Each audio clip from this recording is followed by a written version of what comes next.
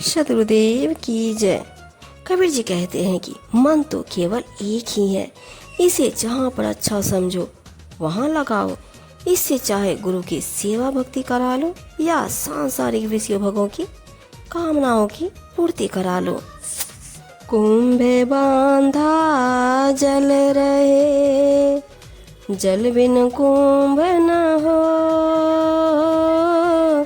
ज्ञान बांधा मन रहे, मन बिनु ज्ञान न होए कबीरा, मन बिनु ज्ञान न हो। कबीर जी कहते हैं घड़े की दीवारों के होने से ही उसमें जल स्थिर रहता है और जल के बिना केवल मिट्टी से घड़ा भी नहीं बन सकता, अर्थात दोनों के संयोग से ही दोनों है।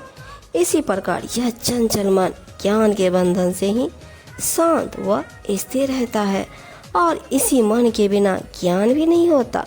संसार में जितना भी ज्ञान विज्ञान दिखाई पड़ता है उसका माध्यम यह मन ही है। मन मनसा जब जाएगी तब आवेगी और जब ही निश्चल होएगा तब पावेगा ठोर कबीरा, तब पावेगा ठोर। साहिब जी कहते हैं जब मन वश में हो जाएगा और उसकी सभी आकांक्षाएं समाप्त हो जाएगी तब इसकी स्थिति अद्भुत होगी, अर्थात ऐसी विलक्षण स्थिति के समय ही स्वरूप बोध की प्राप्ति होती है। जैसे जैसे यह मन स्थिर होता जाएगा वैसे वैसे ही सुख शांति भी प्राप्त होती जाएगी। कबीर मन ही गयंद है, आंकुश दे दे राखो। विष की बेली परिहरो, अमृत का फल चाखो कबीरा, अमृत का फल चाखो।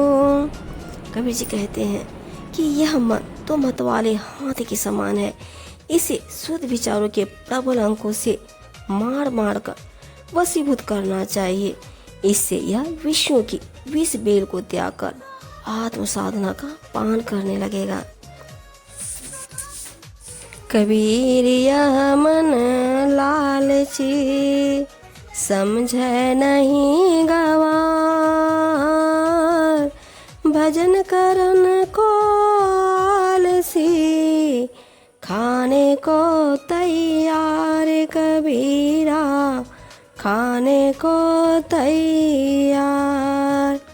कबीर जी कहते हैं कि यह मन बहुत लालची है, यह ऐसा मूर्खवार है कि वास्तविक सत्य को नहीं समझता।